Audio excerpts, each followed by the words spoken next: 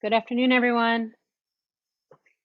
I'd like to welcome you all to today's meeting of the Boston Art Commission. Today is June 13th, 2023. My name is Karen Goodfellow, and I'm Director of Public Art in the Mayor's Office of Arts and Culture, and also the Director of the Boston Art Commission. If you don't mind, please update your name on Zoom to include your pronouns and make sure you're muted.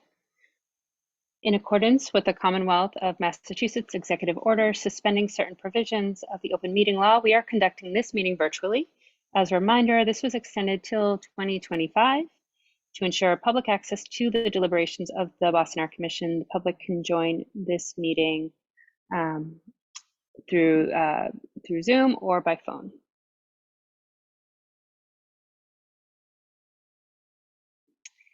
For those of you who are with us today, this meeting is being recorded and closed captioning is available, and you can access it at the bottom of the screen. If you have trouble locating the button, please chat us for assistance.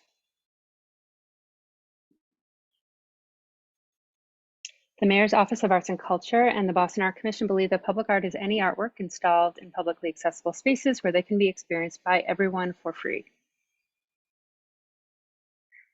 We engage in discussions about public art in Boston in order to foster the creation and collection of artworks that reflect the people, ideas, histories, and futures of Boston, which is located on the traditional homeland of the Massachusetts people and the neighboring Wampanoag and Nipmuc peoples.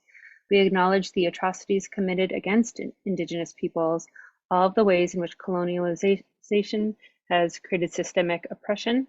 We recognize the continuing presence of these communities and the Indigenous peoples represented in the city's residents, in addition to those in the diaspora. We also recognize that Boston exists as a result of the forced labor and economic extraction from enslaved African Americans. For transparency and community input, artworks proposed for City of Boston property are reviewed and discussed at public meetings of the Boston Art Commission on a regular, usually monthly basis.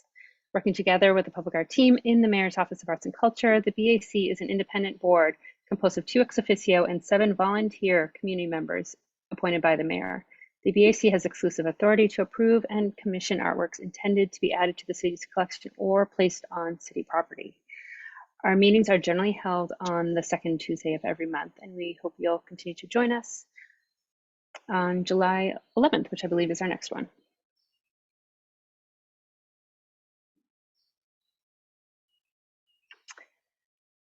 We have a dedicated public art team, as I mentioned, that facilitates these meetings and manages all the phases and daily operations and duties related to public art projects cited on or proposed for city property in collaboration with the Art Commission, community members, and colleagues at the City of Boston. And tonight, helping to facilitate this meeting are Sarah Rodrigo, Senior Public Art Project Manager, Amber Torres, Public Art Project Manager, and we are possibly joined by Liza Quinones, Mural Consultant. And hopefully our team will be growing at our next meeting. So looking forward to finally getting a registrar in. And if you have questions for us, you can email us at bac@boston.gov. And with that, I will pass to Mark. Thank you, Karen. Welcome, everyone. I'm calling this public hearing to order at 4:38 p.m. Today, the commission is holding its monthly public meeting. I'll take roll call of the commissioners to confirm a quorum. After I state your name, please say here. I'll begin with Vice Chair Eiko Holmes. Here. John Andres. Here. Michael Canizzo. Here. Cara Elliott Ortega. Here. Robert Freeman. Here. Brian Hone. Here. And Kim Pinder. She may not be here. Okay, but we do have a quorum. And so next, on the next slide, you'll see today's agenda, which is also publicly posted on the city's website, boston.gov. We will now review meeting minutes from the May 9th meeting. Are there any comments or modifications any commissioner would like to make at this time? I did send 1 or 2 edits to Sarah, who I believe made them already. Any other comments? Hearing none, I'm wondering if we could have a motion to accept the minutes. I make a motion that we accept the minutes as they stand with Mark's corrections.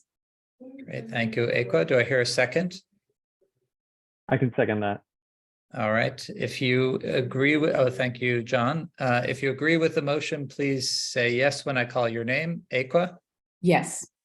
John, Yes. Michael, Yes. Kara, Yes. Bob, Yes.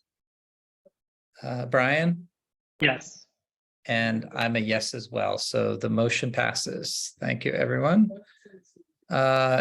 The next slide, we will pass it on to Karen to give us the director's report. Thank you. We have 5 presentations for review today. Joyful Stitch, a short-term installation in the Leather District by Panapa Prakamokul. Amulet by Ria Vedro, a short-term installation on City Hall Plaza. Short-term murals for the Alston Municipal Lot as part of the Back Against the Wall program run by SOBEC. And the final design of call and response radiating safety by Lamarchi Fraser for Fire Station 42 in Eggleston Square. We have a few updates about commissions. Now and There Accelerator, Tanya Nixon Silberg recently installed. They didn't know we were seeds at the Parker Hill Library in Mission Hill. We reached out to Now and There and they shared the photographs at Wright, and they're sending us more information about the project, and we will share more for your review at the next commission meeting. I should have also noted that Now and There, at the first 2 projects we'll be looking at today were Now and There accelerators, which is pretty fantastic.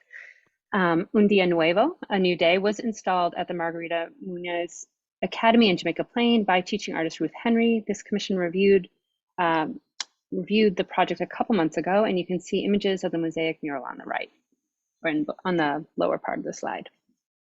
The General Edward O. Gordine, an African American Veterans Memorial, will be installed in the renovated Gordine Park at the end of June. This is very exciting. We have contracted with Boccaccio Studios to transport and install the artworks, and very much look forward to celebrating the completion of this important project with the veterans and friends, the broader veterans community, and all of our project partners. Fantastic. Yeah. Continuing with commissioning projects, Bookmarked by Stuart Schechter for the Mattapan branch of the Boston Public Library is in fabrication. On the right, you can see the 3D model that was printed by the fabricator. We'll be reviewing all of the spine images, including full-scale samples, and visiting the fabricator studio with the Mattapan Library Sculpture Committee this summer, and installation is scheduled for 2024. And we have 2 final design presentations tonight. We anticipate that Emergent Memory, the Coconut Grove Memorial in Statler Park, will be presented at next month's meeting. The design build team has submitted 75% design drawings, which are being reviewed by several city departments.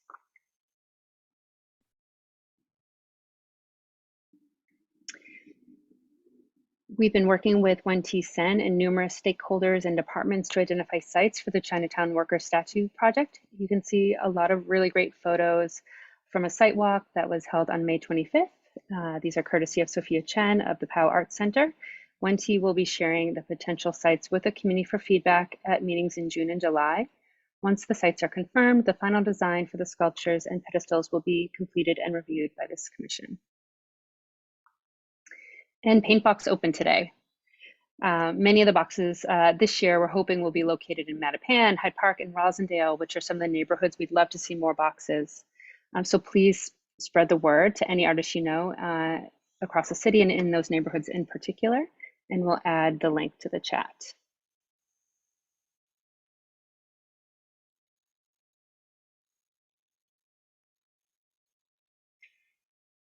And we've also been working with Boston Foundation, the Parks and Recreation Department on finalizing a maintenance agreement for the Embrace and the 1965 Freedom Plaza to ensure regular maintenance of the artwork. We're just waiting on Parks. Legal team is reviewing it, so we're just holding off for that, but hopefully that will be done soon. As you may have heard, Rise by Fern Cunningham and Karen Udemy was damaged in a car crash on May 18th. You can see images of the damage on this slide. The artwork was removed and assessed by Daedalus, and we've added the report to your folders. We don't know what the future of the site is exactly, as there is a Boston Transportation Department redesign of the square underway. But the statues will be going back. It's just their exact location. We're working with BTD and having community meetings on that subject. If the sites of the artwork do change, it will come back to the Art Commission. The artwork will return when it makes sense with the timeline. If it is a very long timeline, I think we would have it installed right away. If the work we're going to start very soon, we might think about that. But again, we'll be in conversation with the artist, the transportation department, and members of the community, and we are working with the Office of Neighborhood Services to determine the best course of action. We expect that repair to the Bronson Stone will take a minimum of 3 months and could possibly take a little bit longer than that. And I think we have a community meeting scheduled, on June 28th at 6 p.m. And that is being coordinated by the Neighborhood Services, Office of Neighborhood Services. We are waiting to figure out the location for that meeting, but it will be in Mattapan. And Karen, is it your sense that the sculpture will be relocated in Mattapan as well, or is that also up for discussion? That's not up for discussion. The Transportation Department has been working on the intersection for some time, so I think it was just a question of whether another site could maintain the sort of vision of the statues, like acting as a gateway, better than what they had been hoping. Mm-hmm. With the plan that they had been working with, they were a little off, and so we're hoping this could actually be an opportunity to make sure that they're sited even better, and maybe more investment could be made in the sites, and there can be lighting. So trying to see if we can take the opportunity to improve the presentation of the artworks and make them more secure and possibly more accessible. But all that, as I said, is being discussed with the community in meetings with the Transportation Department and Office of Neighborhood Services. Thank you. But they will not be leaving the square. Okay, good to know. And with that, I will pass it back. Okay, thanks, Karen. We'll now move on to the items on the agenda for review, public testimony, and commission vote. Here's how you can participate in today's meeting. If you have technical difficulties, you can ask questions in the chat and a member of staff will help you. When public testimony is requested, you can press the raise your hand icon and we will call on you. If you're calling in, press *9 to raise your hand. Okay, so our goal always is to make the meeting a good experience for everyone. Please try to keep your comments on topic, brief, and respectful of others. If you need to submit longer testimony, you can write to bac@boston.gov. And when you're called upon, please state your name, title, program, and organization if relevant. Okay. Back to you, Mark. Great, thank you. Our first presentation for review today is Joyful Stitch. Amber will introduce the project. Thank you, Mark. Panapa Prakamakul's proposal for the Joyful Stitch is part of Now and There's Accelerator program. A couple of weeks ago, after receiving Panapa's application, the public art team presented the project to the Public Improvement Commission, as we do with all our projects, and the disabilities team. And they had a few recommendations regarding the signage, the crank handle design, and permitting. The updated designs for the signage and the crank handle, as well as some updates about the permitting, was shared with us recently and added to the commissioner's folders. But I'm happy to hand it over to Panapa to speak more about her project. Good evening, everyone. My name is Panapa Prakamaku. My pronouns are she, her, hers. I am a multidisciplinary artist and landscape architect. Today, I will be sharing you the proposal for a temporary installation at the Latitude District Park called Joyful Stitch, Jufu Shiguan or Jianfu. I'll let you know a little bit about my past work so you have a better understanding of my proposal, and then go to the site, design, and other logistic. My work include explore a relationship between people and their environment, focusing on cultural displacement and sense of belonging. Therefore, in my public artwork, I aim to create moments of shared experiences that can spark joy. This is in order to connect people and strengthen the sense of belonging. I've been working with community in Boston Chinatown since 2017 through the partnership with the, next slide, please.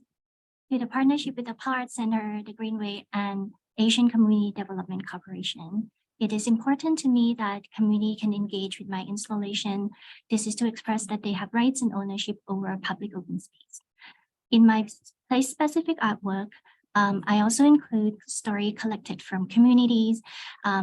These stories got translated into the design of the piece and also got painted into the piece in Chinese, English, and in some project, I have Braille in that too. Next slide, please. So with this new installation, I would like to expand beyond a community in Boston Chinatown and include residents from the Leather District and propose, next slide, an interactive sewing machine sculpture that invite passerby to engage with and create a special moment with lights that can spark joy and hope to bring people together. The site is the Leather District Park, currently doesn't have much program or utilization, and it doesn't feel belong to any community in particular. However, if you look at the site in a larger context, next slide, please. The site is at the edge of Financial District, Leather District, Chinatown, Downtown Crossing, and has a potential of telling the stories of how these districts connect with each other through history.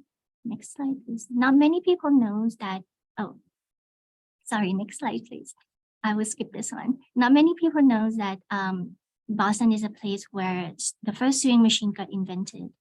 Even though the first version wasn't perfect, but the knowledge of modern lock stitching sewing machine helped a huge contribution to the revolution of the garment industry. And these, with all other things, help with the emerging of the Leather District and how residents in Chinatown bring in skills labor and help Boston to become the center of the textile industry, which reflect until now the shopping street that we have in Downtown Crossing. So I would like to propose a sewing machine sculpture that help stitch the history together and bring people together to the site. The installation consists of 2 sewing machines. The first one can operate using hand cranks that people can engage with by rolling the hand cranks. The act of rolling will help light up the light that go along the piece. In another sewing machine, we'll have a pedal, like a bicycle that people can pedaling. The act of pedaling kind of resemble how you operate the vintage sewing machine. And then these also light up the lights along the piece. The next slide show how the 2 sewing machine lay out together and then connect with the adhesive vinyl, which is non-slip and can be meant to be installed outdoor. The next slide show the utilization of current utilization of the site. The arrow in yellow is a vehicular access where there are some car parking sometimes, and then the pink arrow is the main circulation. The white spot are the spot that skateboarder has been using to skate. So the site the installation try to accommodate not to be in conflict with existing usage. I've been working with communities since February, listen to what they would like to see happen in the space, showing different options, and has been modifying the piece and also do mock-up tests and talk to some residents that their family member worked in the garment industry in the past, and that's some of the story will be included, like written onto the piece. So currently I'm doing a fabrication and hope to be installed in June, at the end of June, and then the installation intend to be until October before the snow falls. And then during the installation, we hope to have some events and activity to help keep activating the space. Here are some of the images from community workshop and listen to both Chinatown residents and Leather District residents. We can go through this quickly, like the mock-up test, see the mock-up test site, how it fit with the site. The next one is the fabrication. Oh, this one is like some community feedback and how the piece has been transformed from the first version to this version. And then this one is the piece getting fabricated in the studio, wait to be assembled together. Next slide, please. I work like 5 to 7 minutes away from the site, so I will do routine check-in daily or weekly, and hope to just have like be able to touch up things really quickly and then see if there is any damage or anything that I need to modify, and we'll have some budget for maintenance.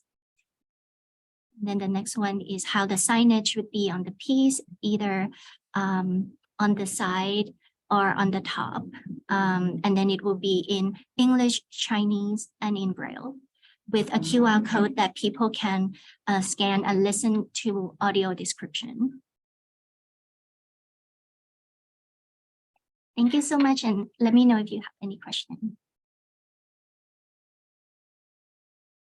Okay, thank you so much. We'll now open it up to comments or questions from commissioners.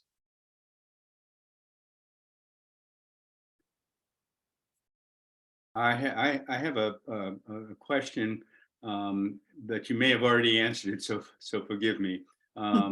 Is there a final product coming out of the machines, or are the machines a sculpture that shows how the product would be made? I'm a little not sure.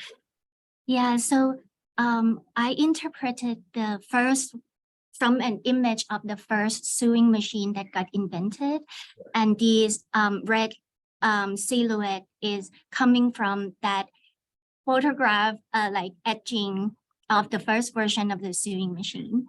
And when people paddling these or roll the hand crank, it will lit up the lights that go along the piece. Yeah. Okay. Thank you.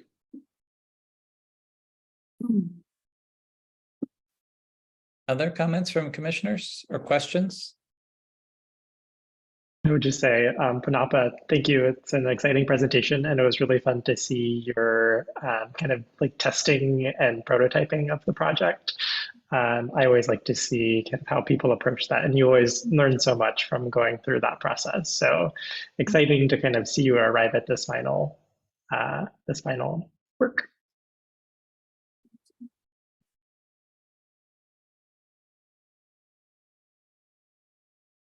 Great. Hearing no other comments, I'll open it up to see if any members of the public would like to make a comment at this time.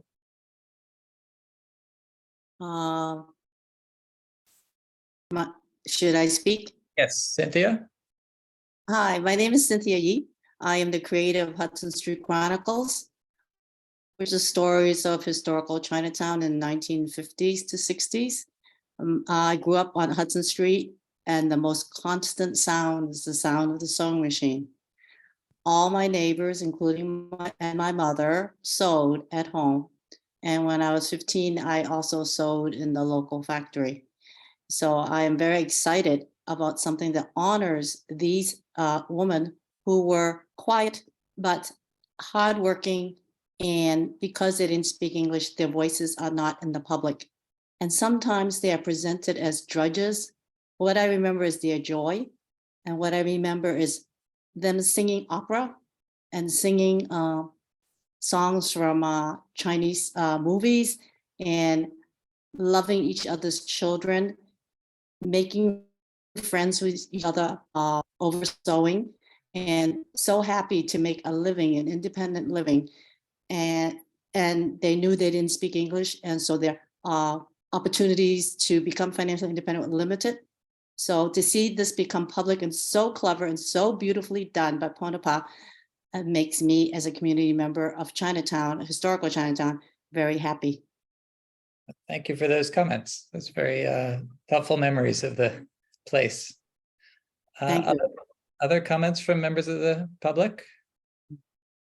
I just wanted to say your comments, Cynthia, really add another dimension to enjoying this piece.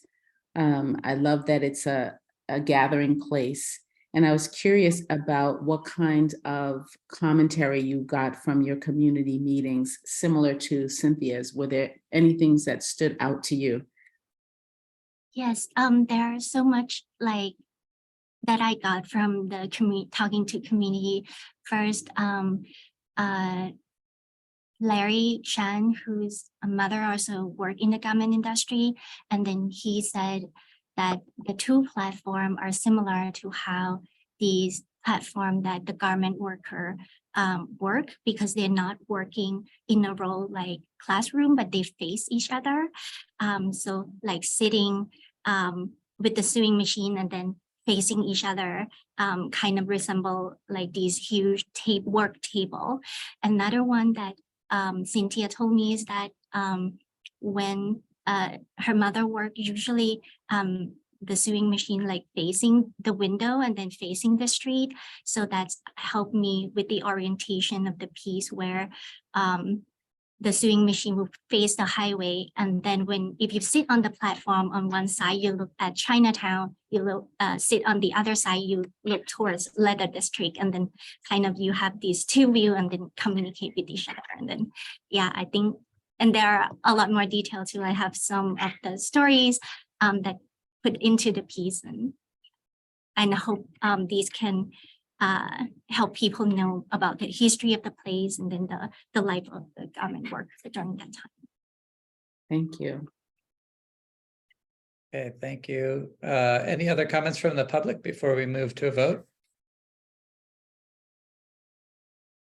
Hearing none, I would like to say, I'm honored by this sculpture as a textile artist, and this work and how thoughtful you have rendered what your idea is, and that it represents cross-cultural components, as we all have this maker ability with sewing machines and gathering and coming together. So congratulations on this beautiful idea that you've now manifested.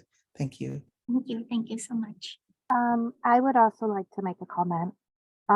Hi, my name is Angela Suhu, and I am a Chinatown resident. And I would just like to give my support for this project in bringing the history of the garment workers, but also activating in space. Thank you. Thank you. Thank you. And Lamershi, thanks for yours as well. Kate? Yeah, thank you. I want to put on my hat right now as a Leather District resident. I've watched PNAPA bring us together.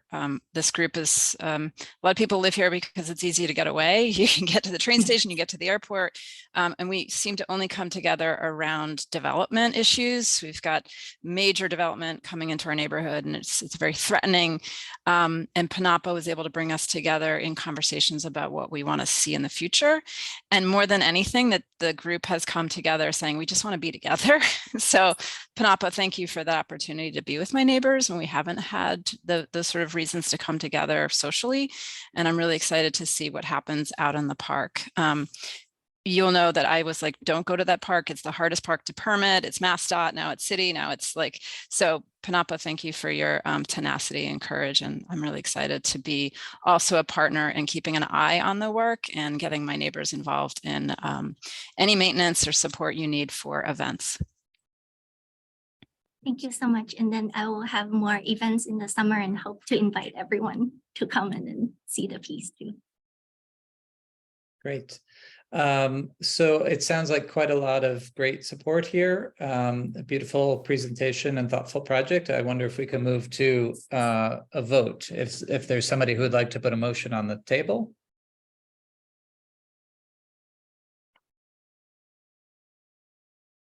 I can do that.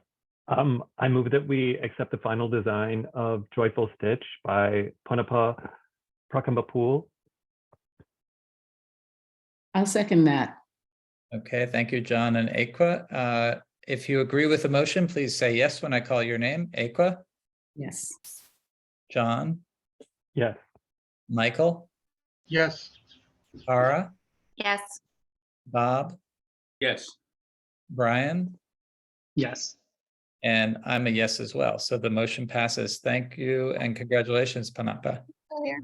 Thank you all so much. Thank you.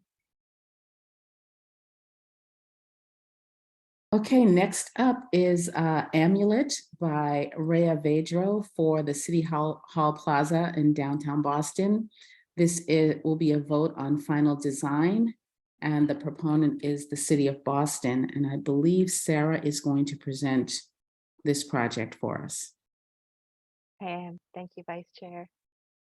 The call to artists for this project was released in February of 2022, and this is one of two projects from that call. You all may remember the 2D banners by UK Lee that are installed on the plaza now. Both projects were short-term installations to complement the newly renovated plaza that opened last fall. Rhea Vedro was selected by the review working group and approved by this commission in April of 2022. And Rhea's here, obviously. She's going to talk a lot more about her design process and community engagement. But I want to note a couple things that fall outside of her purview and that have created some delays in bringing us to this point. The mounting structure for the artwork is actually buried in a planting bed, and we're exploring whether the city can implement a different solution that will enable both an easier installation for Rhea's work, but also future artworks at this site. It was always envisioned as an opportunity for a rotating program of artworks by Boston artists. I'd also like to mention that we do not currently have some signage standards.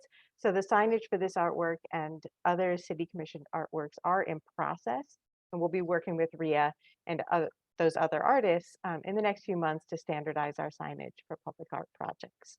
So with that, I'm going to turn it over to Rhea to talk about the more interesting aspects of the project. Rhea. Thank you. Thank you so much, Sarah. Good evening. My name is Rhea Vedro, and I'm a metalsmith and an artist. And I'm here to talk to you about my project, Amulet. Next slide, please.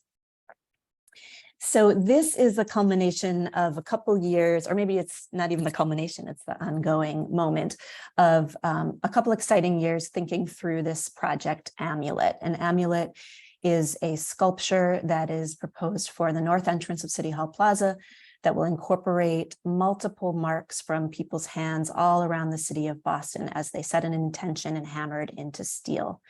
And there will be abstracted bird forms that will be welcoming people as they come into City Hall Plaza. The next slide, please. And this is what I'm going to run you through. Next slide. So you can see for over 20 years, actually, I've been working with some of the similar themes of birds as messengers between the spiritual and the earthly realm, as well as the implications around migration and all that that brings. And you can see in the next couple slides some of the surfaces that I use, the patinas, the color palette.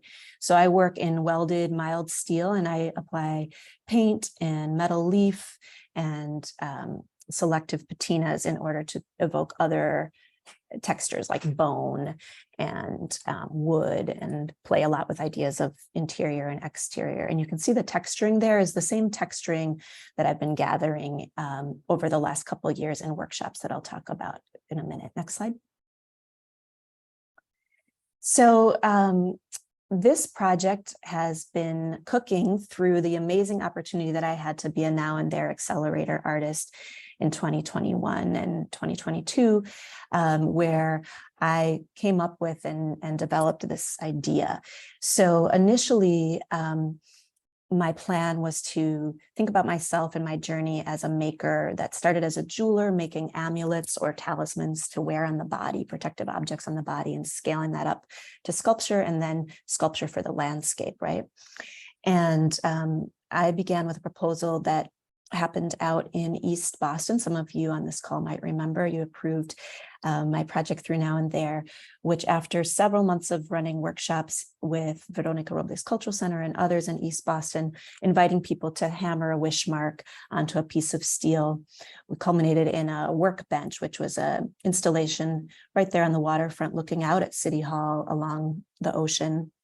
where people could come and hammer on a stationary workbench that was installed with the same invitation.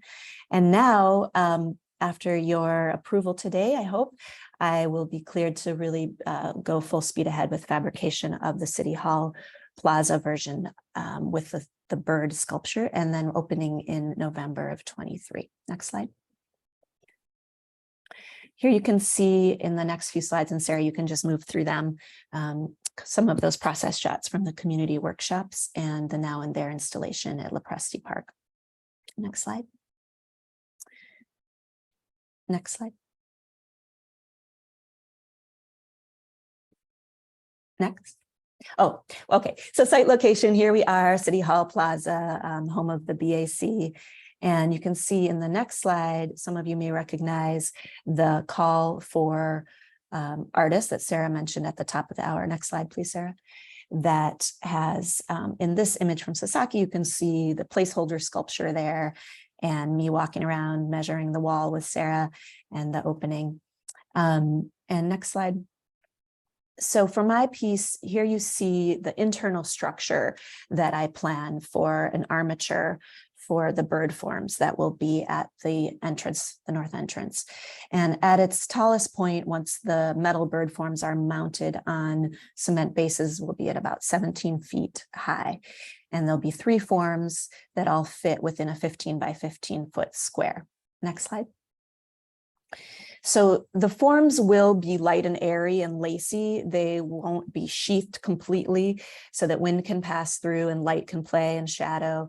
But the techniques that I'll be using to fabricate those lines that I showed of the armature, next slide, will be the same that you see in these images. So you can see, especially in that middle picture, how some of that more tubular line work will look when it is fabricated. And this is the same palette that I'll be playing with. Next slide. Next slide.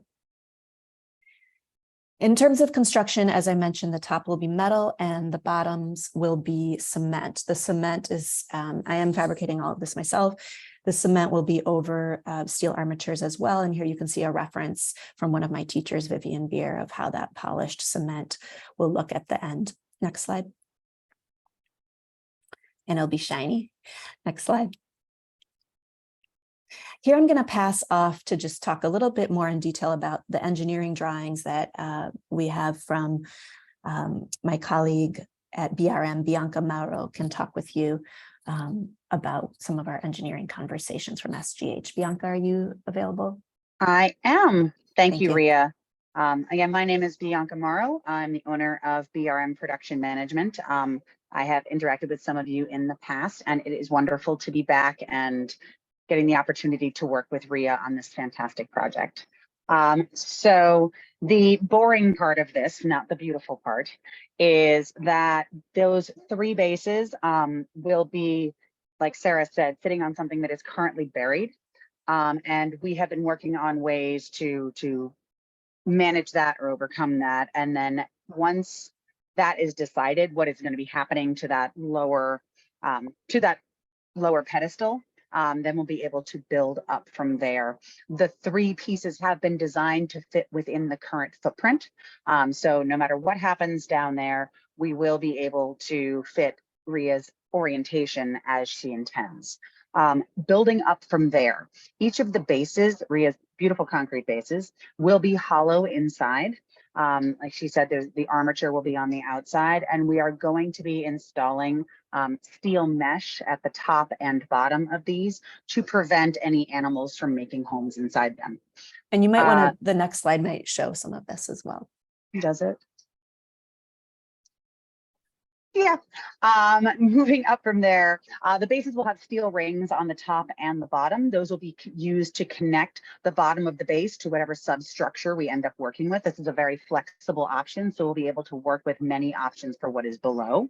The top of the base will have a steel ring as well, and that's how it will accept the main body of the bird. These pieces are going to come to site as 3 individual pieces. There'll be a base, a bird body, and then the upper wing. These are detailed engineering drawings to show you the different connections, the structural cold connections we'll be making on site as we build the pieces. You can go to the next slide.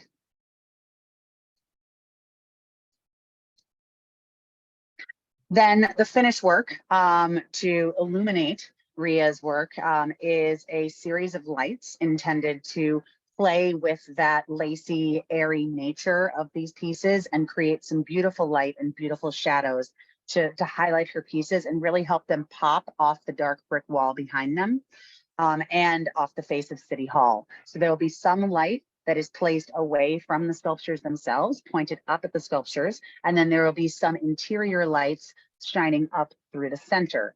We may also be implementing a pendant light that comes down from the upper arch of the bird body and hangs inside the main bird structure of each one, almost like a glowing, very abstract heart. All the light will be a warm color temperature. We're going to be working with Ria to complement her palette, and we'll be running off of existing services with the in conjunction with the city electrician and working with them very closely. Next slide. I think that might be it for me. Thank you so much. Again, yeah, this just runs through everything I said, and I'm going to pass it off to Ria to wrap it up. Thank you so much. Thank you, Bianca. So yeah, there's more detail here that is a lot of text, what Bianca and I were explaining in the last moment. And then if you can go to the next slide, Sarah. So the timeline, just to close, as I said, this began with Now and There and the workbench installation and celebration. Now we are moving into the exciting fabrication time to bring all of those wish marks together with the intention to install in November before the ground freezes this year. And last slide. That's it. So thank you. I'm open to any questions, and thank you so much for your attention. Thank you, Ria. You know, I'm a huge fan of your work. And so I want to open up the floor for commissioners' questions or comments about the amulet. And then I have a couple myself that I will share.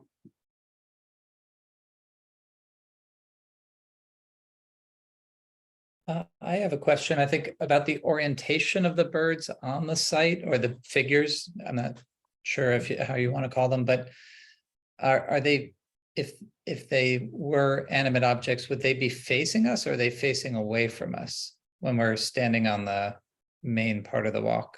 Yeah, that's a great question. And actually, they face each other, and it kind of, there's a corner where you can see in that slide right now. As you approach, you can be coming from the side that has Congress Street and Boston Public Market, or you can be coming down the hill. And they'll look like they're looking at each other, and you'll see them kind of from the side. But because they are hollow form and a little bit lacy, as you move around them, you'll be able to see multiple sides. And then there's actually even a way to see from above, but that's a little bit less the focus of my planning. But the idea is that as you walk in and out of the entrance of the building, they're kind of there as these sentinels to greet you and hopefully make you have an easy journey. Okay, thanks.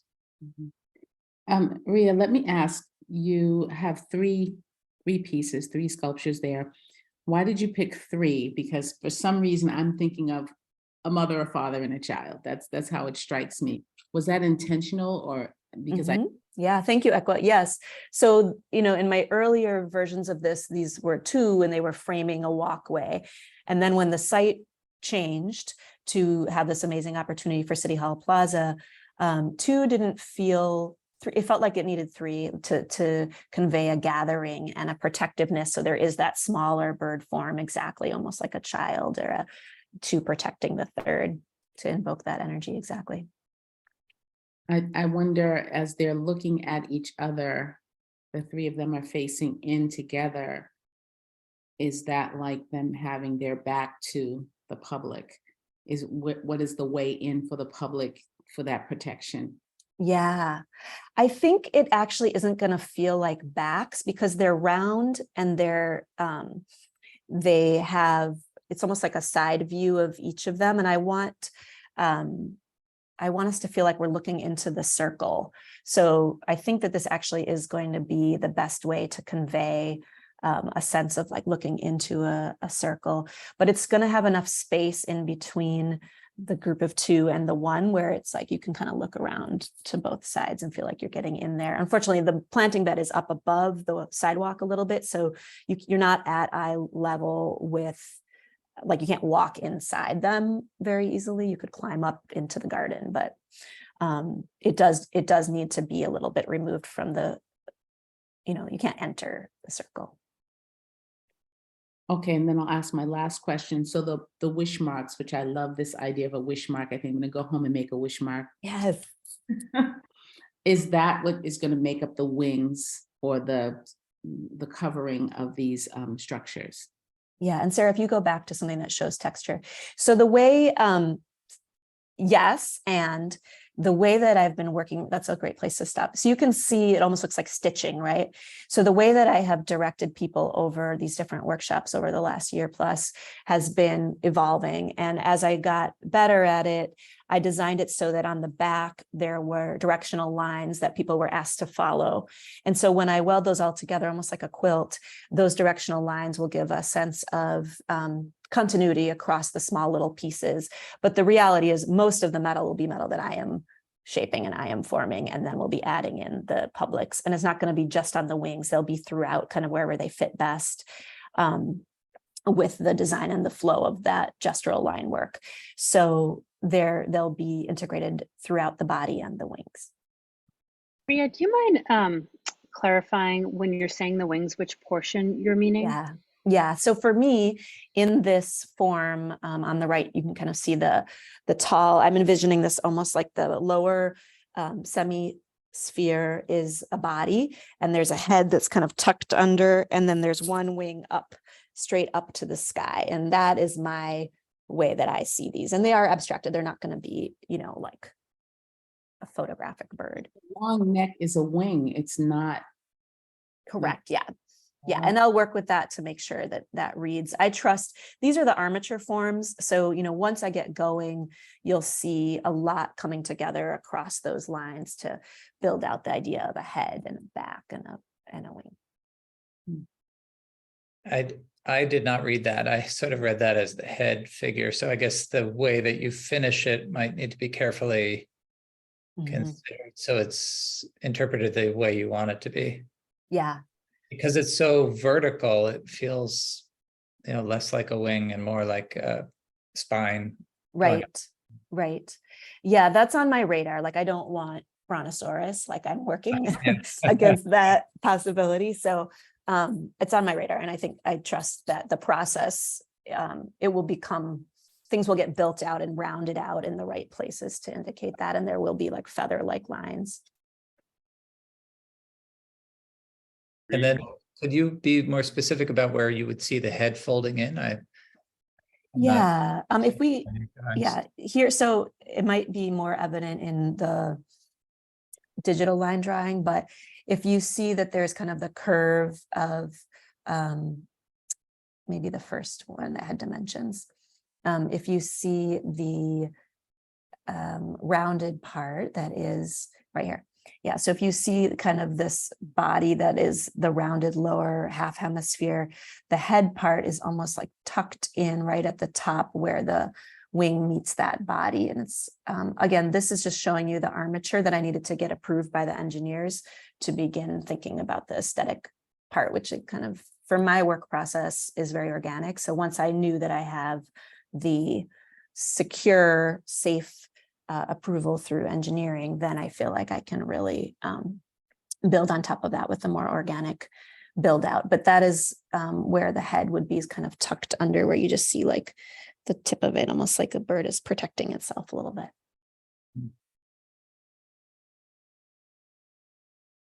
Ria, I would just say how exciting it's been to see this project come together in its different phases and all of the different opportunities for community participation to physically kind of make their mark, and then to combine that with your marks too. I'm just really excited to see the final installation.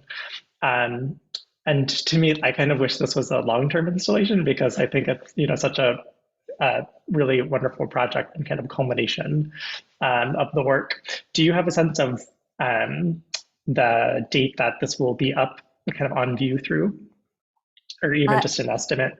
Yeah, I would defer to Sarah. My understanding from the call is that it's anywhere between 1 and 5 years, but I would defer to Sarah. I know some years have been passing as the, yeah. Yeah, was always intended to be a short-term artwork, which we define as anything less than 5 years.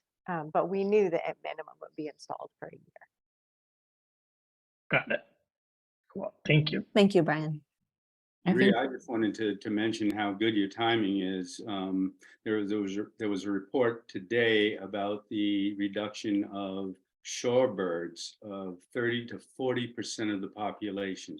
And so to have a sculpture going up that gets people to observe and think about our bird population is just so special to me. Thank you. Wow, thank you, Mr. Freeman. And I did some of these workshops actually out with Boston Harbor Now on the Harbor Islands, and I feel very connected to that as well. Thank you for sharing that.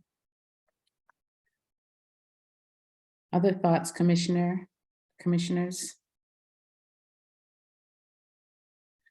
I guess I would just encourage a little more development of the form itself to make sure that it is legible in the way that you want it to be. And I think because we're seeing the framework and then we're seeing the skin as two very beautiful things, but isolated from one another, we're not seeing them in the same. I've just had a little bit of trouble of understanding exactly the intent and the outcome that it will be. Doesn't mean it won't be a beautiful outcome. I just want to understand that it's maybe tested a little bit more. And I mean, I feel like the wings really read too much like Brontosaurus heads. So I think maybe they shouldn't all be aligned, or they should, I don't know what, but there might be some form changes that massage the way the three pieces relate to one another. It seems like they're three heads in conversation, and I much prefer what you're saying it's going to be like to that reading, but I think currently it's maybe overpowered by the way that the three of them are so similar to one another in form, and maybe a little shift or a little play between them, and the wing, you know, like one being a little bit less vertical than the other. I don't know what it is, Yeah. but I just think that the sculpture could use some tweaking to the forms to make it legible in the way that you want it to be. Yeah, I think that's great feedback. And it's in my mind, they are all different, but I need to work to make that more clear. And we're going to have some studio visits with Sarah and Karen's team, and we'll be able to share some photos if people are interested further down the next few months to show the development. That'd be great. I mean, first of all, we just love to watch it develop. I want to just open up the floor to any community members that are on the call that might have a question or comment to make.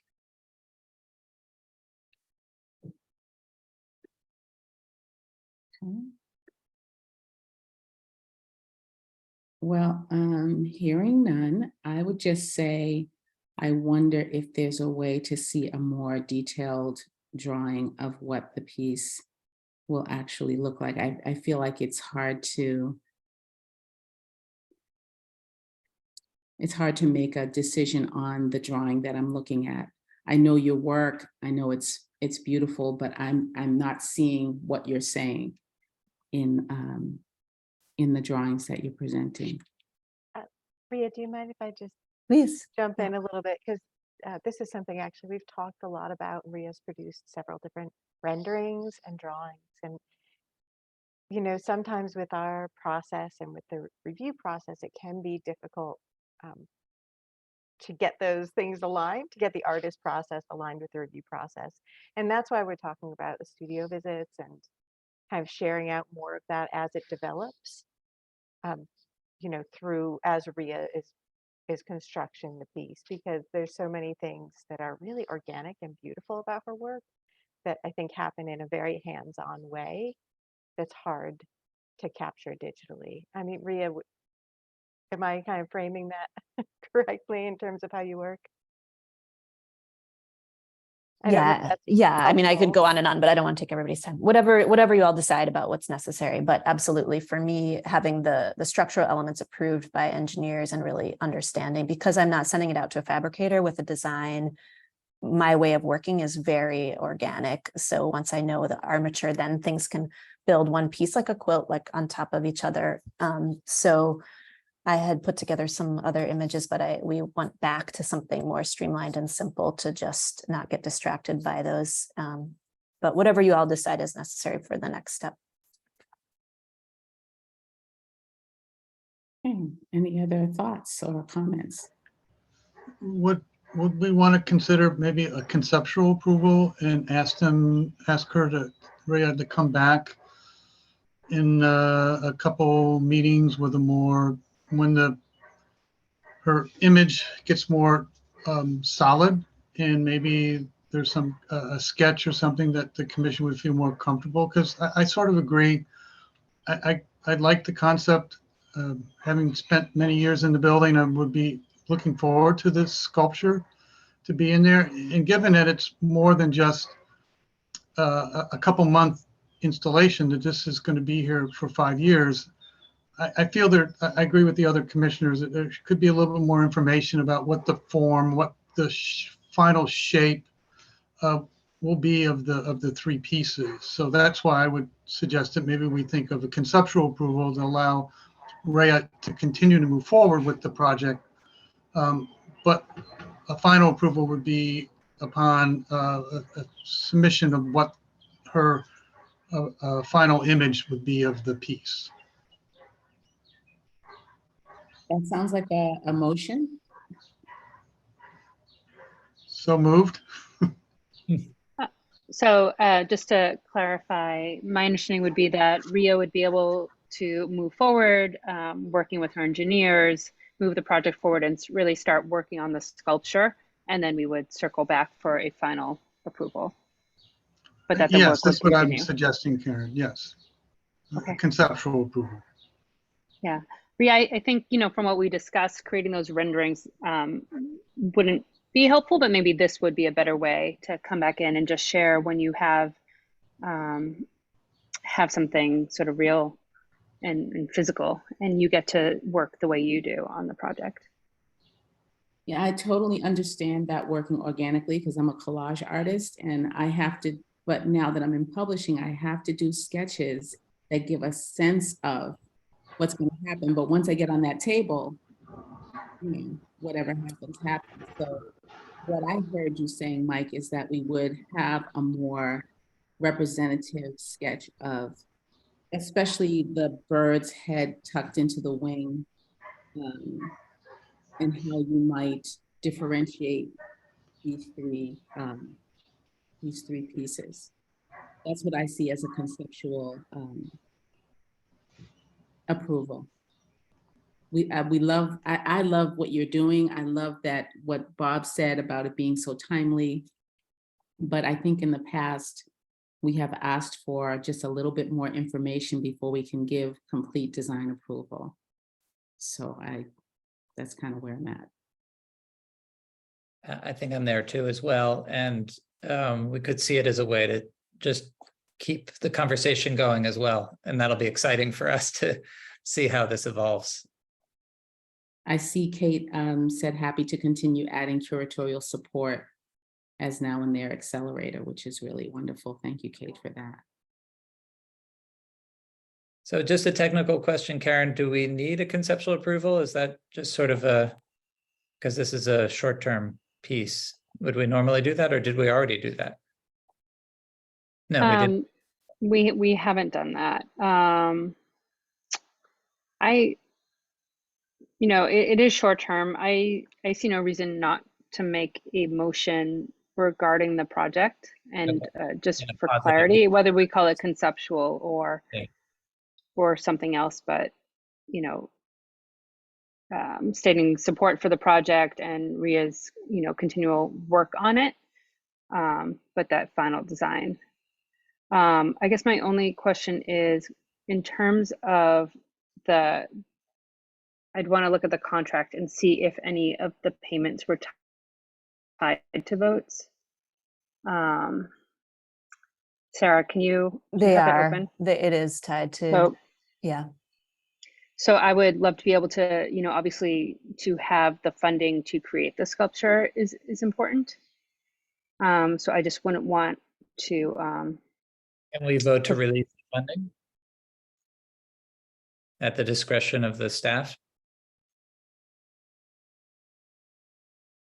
yeah, I think, yeah, that's something that we can work on sort of on our end, but I think, yeah, that would be helpful if we can do it at the discretion of the staff and we can sort of figure that out on our end. Okay, so the motion would include approval of the project. Conceptual, I think, right? Conceptual approval of the project with release of funding to move the project forward with another design review for final design at either the next BAC meeting. Are we having a meeting in July? Okay. With some further development either in sketches or in the work. That sounds like a good motion. Made. Okay, can somebody make it though? I was going to second that.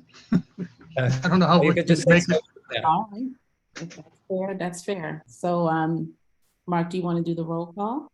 Sure. So if you're in agreement with the motion made by Aqua and seconded by Michael, please say yes when I call your name. Aqua? Yes. John? Yes. Michael? Yes. Farah? Yes. Bob? Yes. Brian? Yes. Kim? Yes. And I'm a yes as well. So the motion passes. Passes, and congratulations, Ria. And we look forward to Thank seeing you. how this work evolves. It's got so much beauty in it. Thank you so much. Okay. 1 second here while I get readjusted. Okay, so our next presentation is, am I at the right place? Back Against the Wall mural event in Alston, proposed by the Alston Village Main Streets. Sarah will introduce the project. Thank you, Chair. This site was presented last year as a graffiti wall similar to the alley in Central Square, Cambridge. However, after further conversations with the community and with artists, Alston Village Main Streets realized that a series of short-term murals was a better approach. So they partnered with Boston artist Sobek and his Back Against the Wall initiative, and they've partnered with him before, which Alex will talk about in a minute, to curate some short-term designs for the municipal lot walls, which will be implemented in a one-day festival. I'm going to hand it over to Alex because now I'm stepping on his presentation a little bit. Alex, welcome. Are you still here? Yep. I know he. Oh, great. I know you had to leave at some point. Don't worry, right on time. You guys have been fantastic.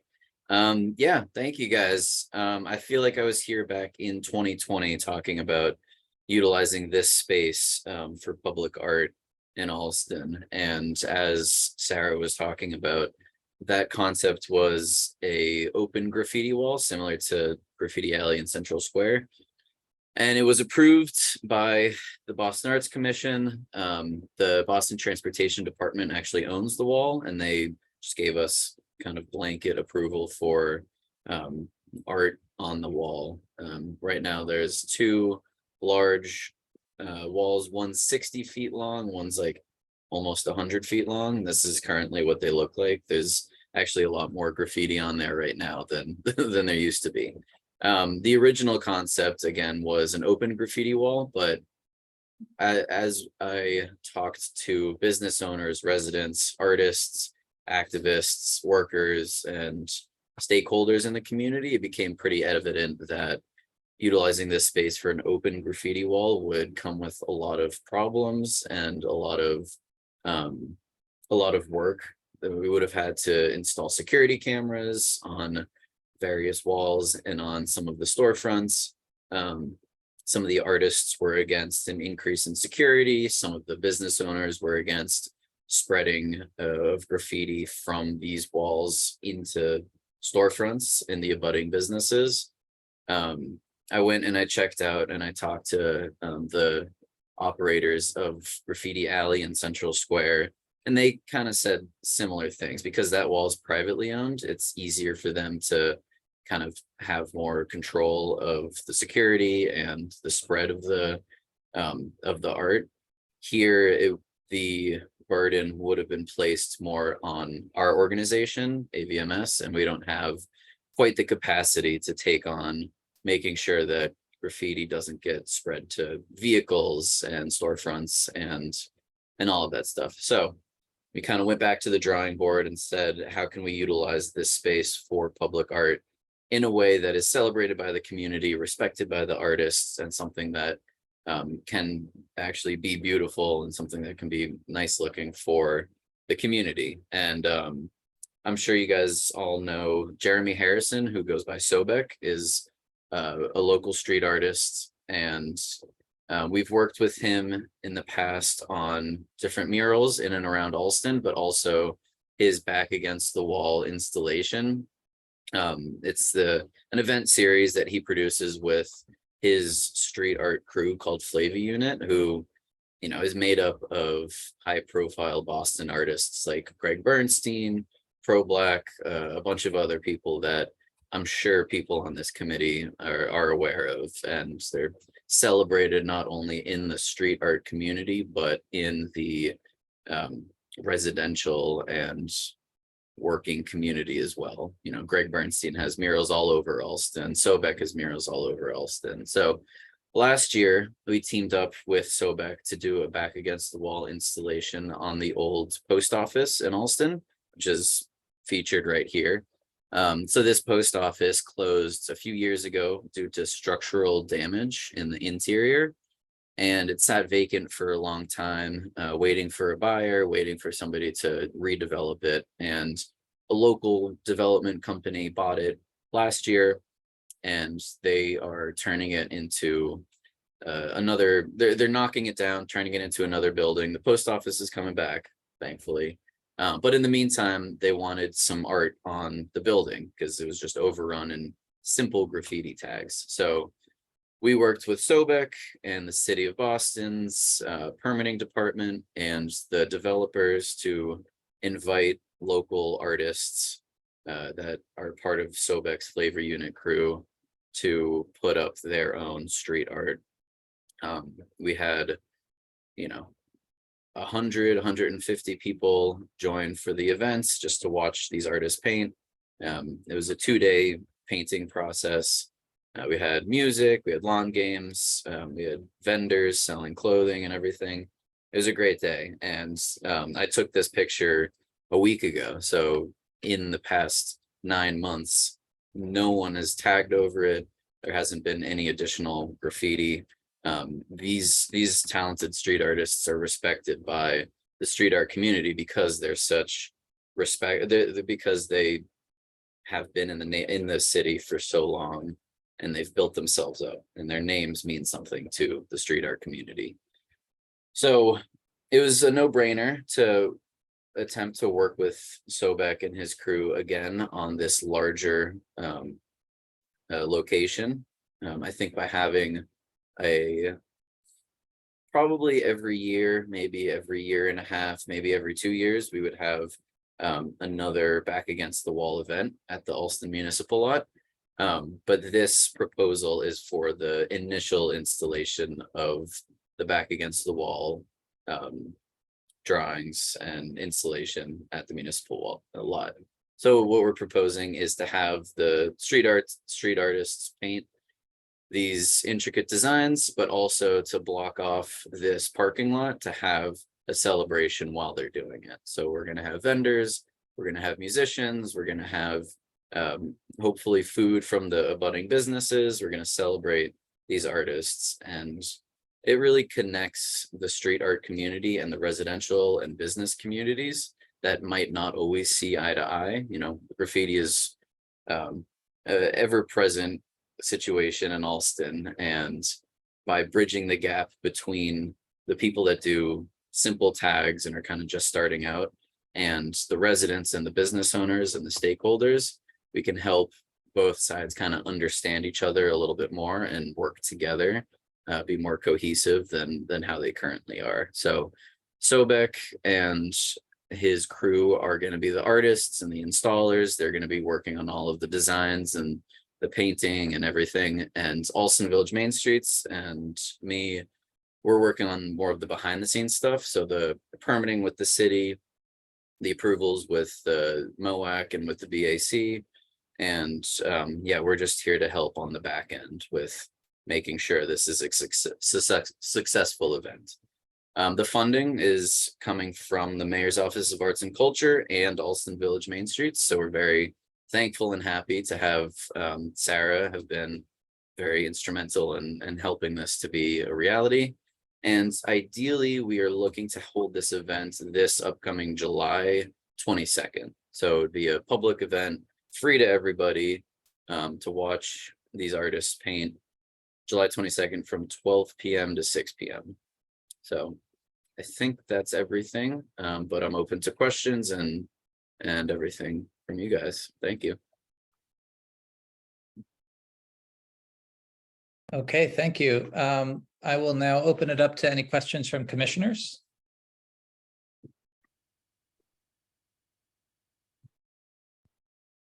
Well, I'll just say that I think it's fantastic and really looking forward to seeing this happen.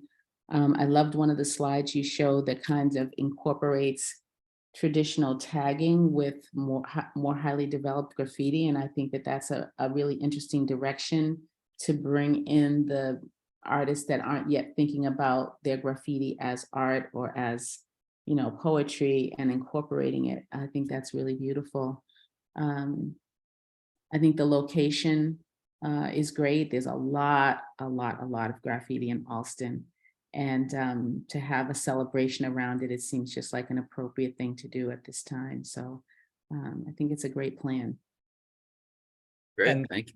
compared to when we saw last too, I think there's some, we always had some questions about how do you sort of curate the work, and this, by making it into an event, is part of its curation and renewal. I think that's a great approach.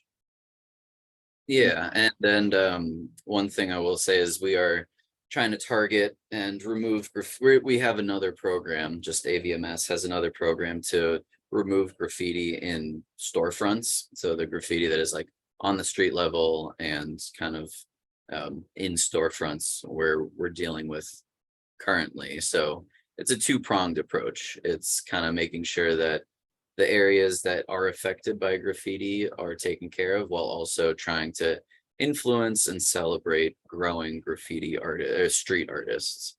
So yeah, that's definitely where this program comes in. And Sobek has been fantastic to work with. He's very responsive. He's got great ideas, and you know, he was very successful last year. So we're looking forward to having it again this year. And Bob, did you have a comment? I know, just a question. I'd like Alex to, if he could repeat the date and the time of the celebration again. Yeah, so exciting event that you've described. Yeah, great, awesome. So we're working with Today Baker and the city's event permitting department to have it on July 22nd, which is a Saturday, from noon until 6 p.m. Thank you.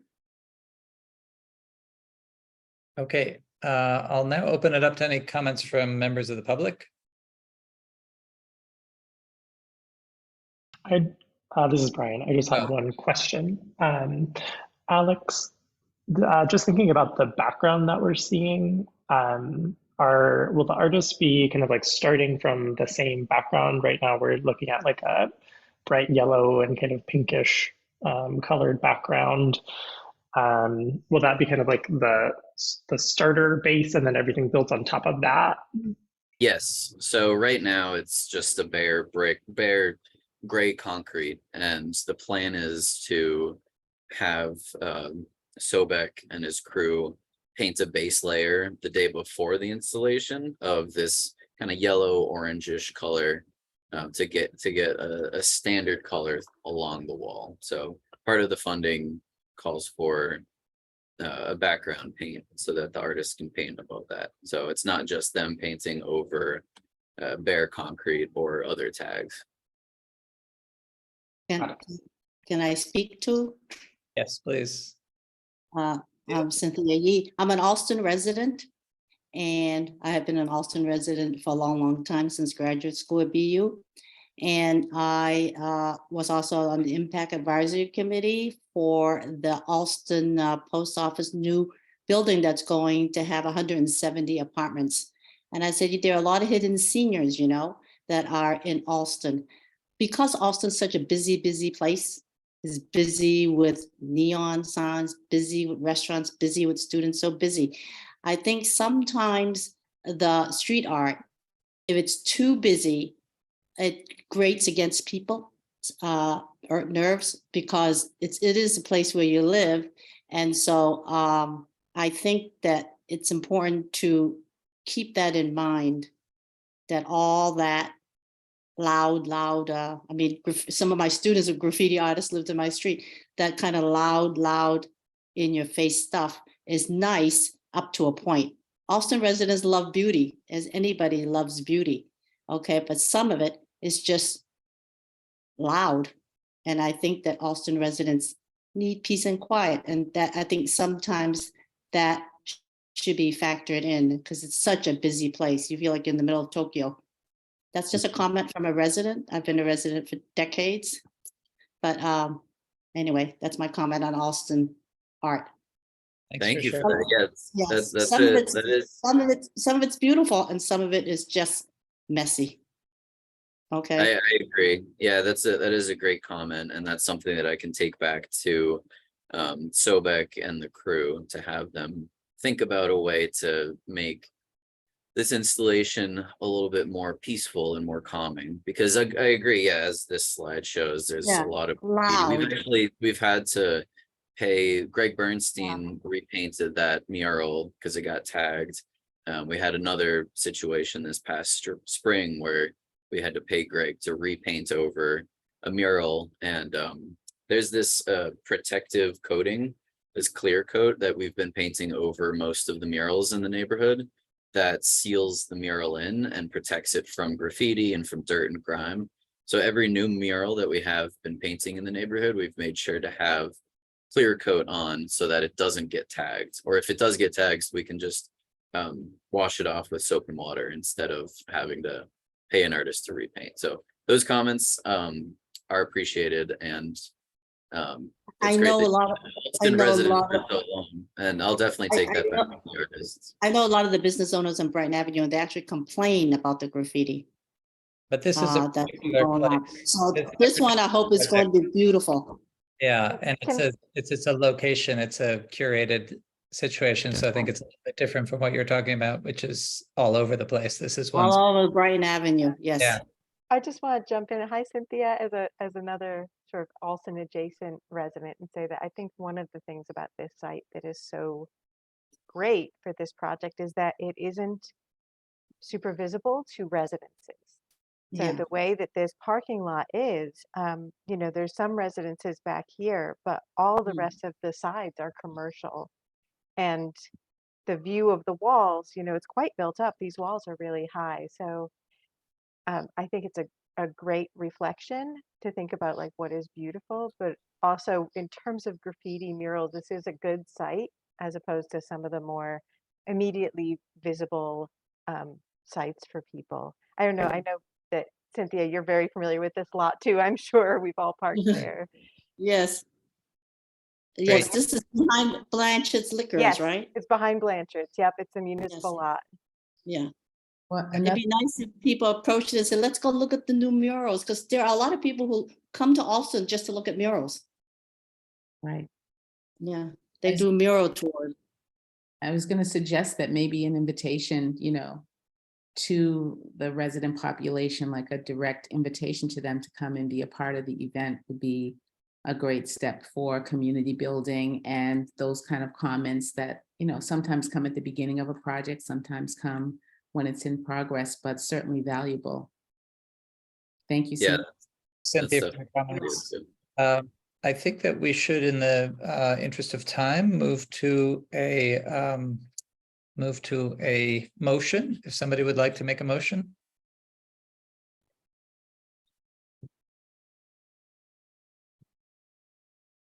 Anybody? I would move that we approve the Back Against the Wall mural project. I'll just leave it at that. I approve. I second. Final design. So thank you, Bob, and thank you, Kim. So when I read off your name, if you're in agreement with the motion, please say yes. Aqua, Yes. John, Yes. Michael, Yes. Kara said yes to me, but she had to leave the meeting, but she's a yes vote. Bob, Yes. Brian, Yes. Kim, Yes. and I'm a yes as well. So the motion passes. Congratulations. We look forward to celebrating this. Thank you. Appreciate it. I'll make sure to send you guys all the invite. Great. Yeah. Thanks for doing that. Give Sobek our regards. Yes, Will he's do. a fan favorite here. Thank you, guys. All right, so now we're going to move on. Is this our final presentation of the day? I think so, yes. Yeah, I misspoke before when I said 5. One of them, we didn't get the materials in on time. So it's actually 4. This is the last one. So call and response, radiating safety with artist Lamerchi Frazier for Fire Station 42 in Eggleston Square, which is where I grew up, by the way. This is a final design vote, and the proponent is the City of Boston, and it's going to be presented by Amber Torres. So Amber, please introduce the project. Thank you. So for the past few months, Senior Public Art Project Manager Sarah Rodrigo and I have met regularly with the artist team for call and response as they fine-tune their fabrication and installation plans for final design. And tonight's presentation is a culmination of months of hard work and important decisions that were made about materials and design methods and much, much more. So at this point, I'd like to hand it over to Lamerchi and her team. Thank you, Amber. I just want to say that it's been a wonderful experience, and I really relish and honor this opportunity to present to this illustrious body of participants from the city and from the Boston Art Commission. Call and response is radiating safety is the project name, and it is reflective of the demographics of a community that has traditionally had within its realms call and response as a traditional element and becomes metaphoric to the call and response and trust and safety of a fire department and the relationship to its community. Next slide, please. And I want to dedicate this to one of our avid social activists, may he rest in power, Mel King, who was instrumental in a lot of understanding of community and its relationship to other institutions and departments like the fire department. Next slide. I am a visual activist, and my work is centered in not only social justice, but in mirroring community.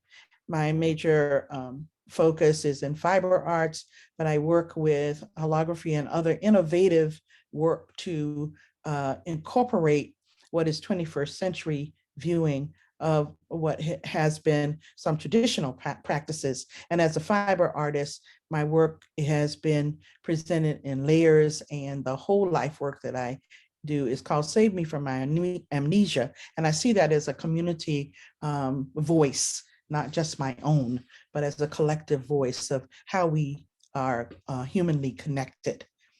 Next slide, please.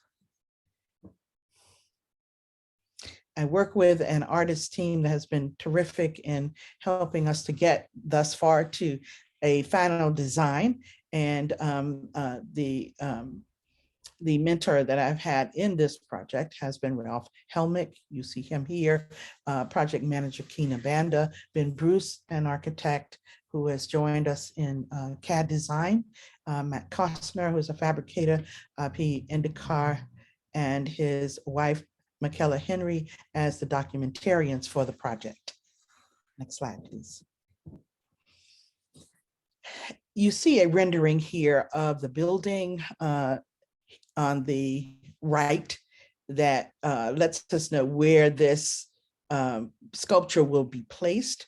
The mural, as we see it, is as a metal sculpture that is to be placed on the gray area of the building that's now pointed to at 1870 Columbus Avenue, the first fire station that has been built in 30 years in Boston. So this is quite an honor to be able to put or place a mural that will reflect not only the community, but will be one which I am hoping firefighters, as they come to this building, will want to see every day as they come in and work. And as passersby, get a different view. You can see that it is a site-specific public work and will be multi-dimensional and layered. Next slide, please. The themes with which have occurred as looking at the history of fire stations in Boston, and particularly number 42, have been that there have been people who have been working together to offer fire safety in their community, to have a training facility now where fire people can come and learn about how to protect their neighborhood and the residents there. We also reflected in the themes, the diversity of the fire station, and it's taking on women in the fire department who are actually firefighters. Here you see an image of a demonstration to children that is like a stop, drop, and roll kind of exercise that is part of what we see as a responsibility in creating and building trust for future generations in this community, and the radiating safety that comes from this community. As we think about what is necessary to build that trust, we think about the demographics of the neighborhood being respected, and the call and response being an envelope and a metaphor for that to happen. Next slide, please. As you see here in one of my fiber works on the right, you'll see at the bottom portion of it, this radiation of concentric circles that speak to a community that just keeps on coming. And this echo of radiation from one to another is what we want to build into the sculpture as a part of what you view. Next slide, please. The three layers of the sculpture are here delineated in what you see as the historic Eggleston neighborhood reflected on the circle of the left, on the left. The inner circle, which would be the people who are walking across and walking through the community. And you'll see the firefighters on what will become the first evident circle of the sculpture. In the upper right-hand corner, there are samples of what is a choice of using stainless steel perforated metals that you are able to see through from one layer of the sculpture to another. These three layers are situated so that the choice of what is called open air space. On the right, you have a 30% open air space because the spaces in the metal are further apart than the more densely populated circles that are taken out of the metal in the 40% rendering. And it is this juxtaposing of these layers that causes the images to come forward. Next slide, please. So in the studio, one of the very important experiences we had was to look at a section of the sculptural design being fabricated or cut out by the metal fabricator to see how to juxtapose these layers so that they could best be seen. And as you're looking at this is a section, a very cropped out section that at the very back of the layers, you will see the buildings and the buildings of the community. Then you will see a center layer coming across that where the community would be represented, and where I am holding the last layer, or the front layer actually, is the firefighter image. So as we look at this closely, we can see that not only are these three layers evident, but there is, because of the shadowing and the patterning, there is an actual fourth layer or dimensional layer being created. So these were some result of our testing in the community, the layers of each one of these platforms, one to the other. And the layers are now, as we have decided, to be situated 9 inches apart. So next slide, please. This is a CAD design of what the concentric circles, one placed on the other, would look like, and as they would appear approximately where they would be on the building. So they're raised above where there could be damage to them in any ordinary circumstance, I would say that. And the apparent lighting of the day is what would be the light of the sculpture in the daytime as a monochromatic experience. Next slide, please. This is showing us where the sculpture would be situated again, but it's showing more graphically how it is 12 feet in diameter. It is the lowest point of it would be 11 feet from the ground up, so that it would be able to be seen easily from even across the street. But more importantly, it would be a protective height of it to be situated on the wall, so it could not be would not be damaged. Next. So as I think about my work, the constant of light I think about as a color. And in this particular rendering, the sunlight and the daylight is a part of the sculpture. As we advance to the night, each layer of the sculpture will be backlit so that there is, what you cannot see from here, is a back panel against a brick wall that is solid, to be able to have some reflection from that, not have the brick wall be a feature of the sculpture itself, and so that it would be easily seen with the light in it. So the shadows cast allow each view or each angle to be different, but to be able to see each layer is what we've been working with the lighting designer, the company Lamb. You may be familiar with them, and how the engineers have been helping us to come to what would be the final lighting. Next slide, please. Okay, so with the nighttime, more dramatic lighting would be our choice. It was my choice not to paint the design, to rely on it being monochromatic, and then let the lights in the night create the theater of the sculpture. And these are some of the choices that we can use and incorporate.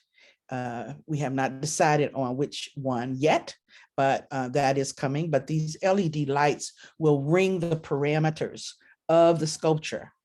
And the next slide, please. And I wanted to show you how this programmable light will be presented in light strips that will be concealed by like a 1.5 inch L-shaped steel rim around the perimeter of each layer. So as these as these cables of light strips will be affixed to the sculpture, there would be the opportunity to also program them if we wanted to present an honoring of an event in the community, or there was an anniversary or a very significant event happening, that those light colors could also be adjusted to allow for that. This is the same company, lighting company, that has presented the lighting capabilities at City Hall that can be adapted to events, and the programming accessibility has given me the opportunity to incorporate that in this sculpture. Next slide, please. For our community engagement, I would like to turn it over to Tina Banda, who is our project manager. Good evening, everyone. We had a wonderful opportunity on April 8th to engage in a space of innovation as we honor Lamerchi's work in the community that surrounds Egleston. The Possible Zone hosted us here. And as you can see in these photographs, the commissioner of the Boston Fire Department honored us with understanding that this is an important part of the culture and the redesign that he's building within the Boston Fire Department. And also Rescue 2 joined us there as well. But it's been a wonderful collaboration between Boston Fire Department and also MOAC to be able to get to this point where we have had an amazing amount of feedback on this sculpture in presenting in a non-conventional way, an opportunity for residents to come into a space, engage with firefighters and fire safety. Next slide, please. As well as to see themselves in a photo booth as a part of this community, walking through the sculpture as presented earlier, have an opportunity to really talk in depth with the artists, ask questions, ask about particular designs and vision for this particular work. We had Councilor Mejia come through, and she entered the space with joy to see that this was part of part of her Boston at Large community work, as well as being able to translate that into social media and put it out there so people know what's going on in the community. And as Lamerchi pointed out before, this connection between the youth and understanding that call and response is really upon them as well. We ensured that we had things for kids to do. The firefighters brought their junior firefighter hats. So just an amazing moment of reflection and opportunity to engage, and this multi-layered partnership that we have felt from the beginning of really starting this project. Next slide. And so I will ask Ralph to chime in here on the fabrication process. Yeah, good afternoon. I'm Ralph Helmick, and I'm advising Lamerchi and about some of the technical stuff. As she mentioned, the diameter of the outer circles is 12 feet. This will be assembled in its entirety locally, so we have a lot of maneuverability for aesthetic fine tuning. And that includes actually taking samples out to the actual site as we, as Lamerchi refines the lighting in particular.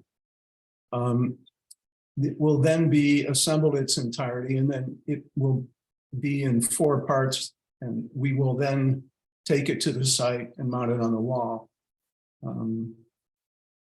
It's a local effort with MS Fabrication and Bob's Welding. Here's a simple diagram showing how it'll be made in 8 sections. I'm sorry, not 4 sections.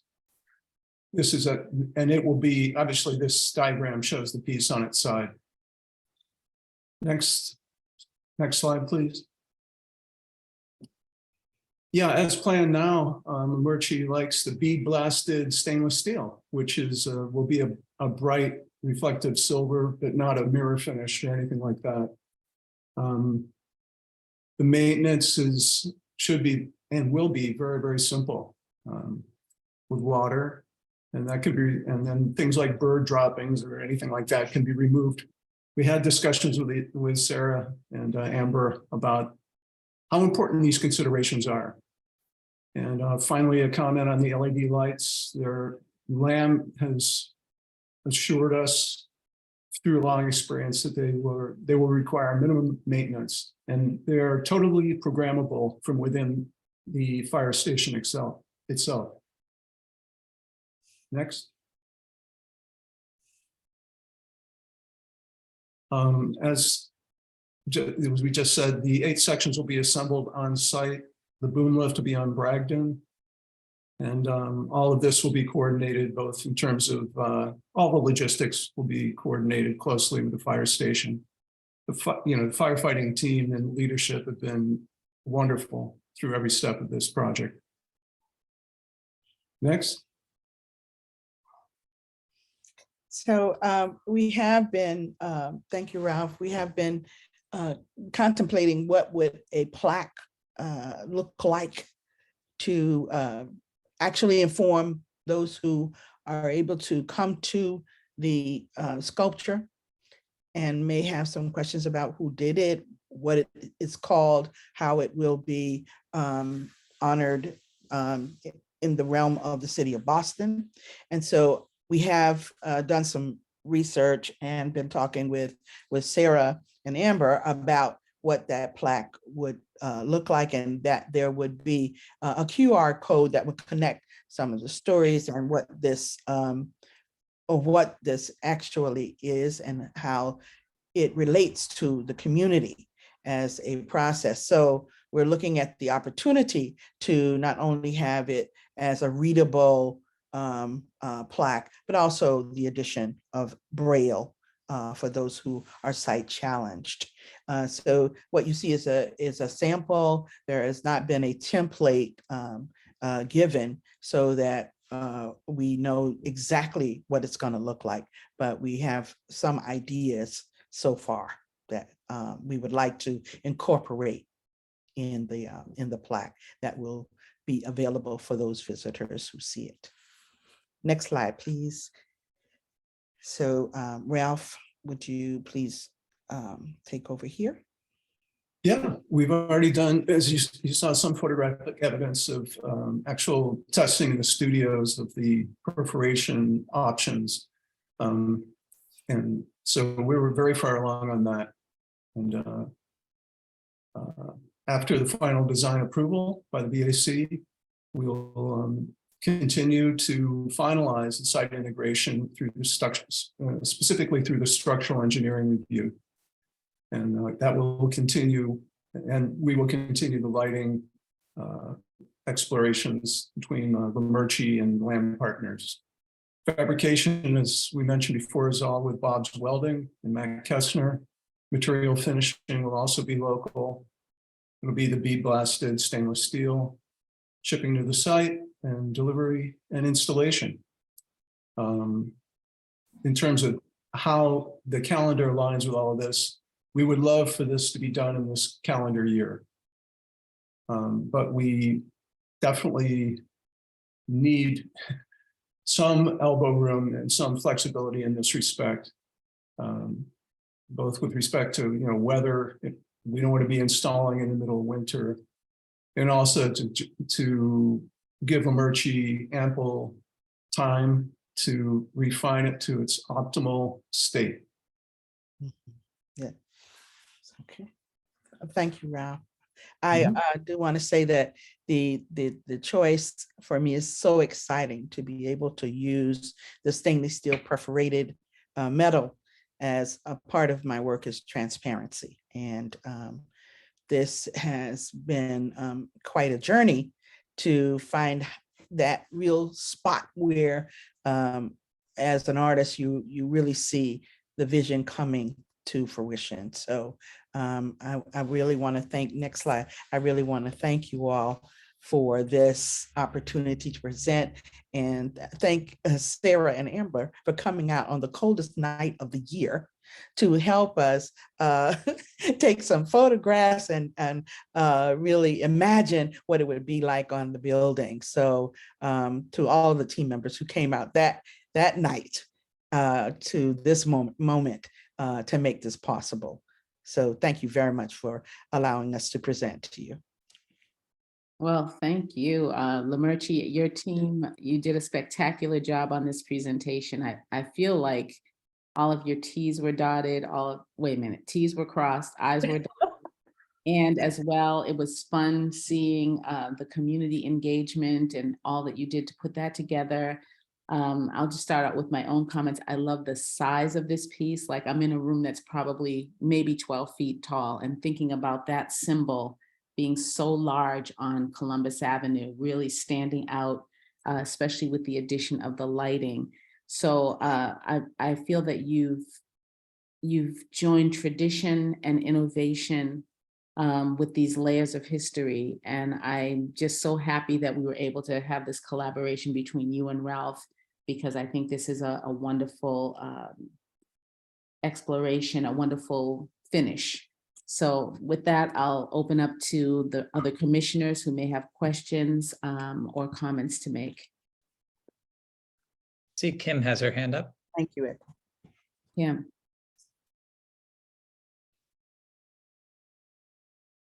Kim, are you there? Yes, I just have a question. Again, I'm on my phone now that I've left my laptop, but I just had one question about legibility with the different layers. I really enjoy that there's this layering and that they're different forms, but I just, in the images, maybe with the light behind them, it will be very different.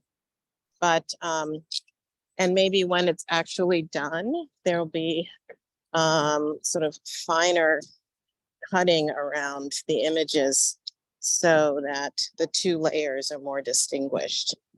Again, I know it's three-dimensional, we're looking at a slide. Yeah, I think if I can chime in here, I would say that we have some additional testing that will be done as we are in the final stages of fabrication that will equate with your question of visibility. We are looking at the open air spaces of the 30% and the 40% that was shown in the slide, and are satisfied that it will have that readability that you're looking for. And the sharper the cuts as it gets fabricated are a definite concern of ours to make sure that ultimate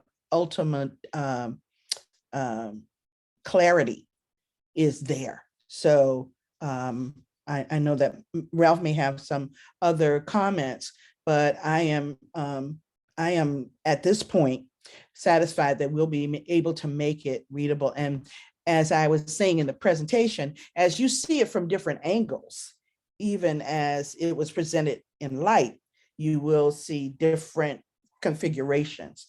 But facing it straight on, there is definitely the delineation of those different layers, and the readability, even from across the street, is pretty clear. So Ralph, do you have anything else to add to that?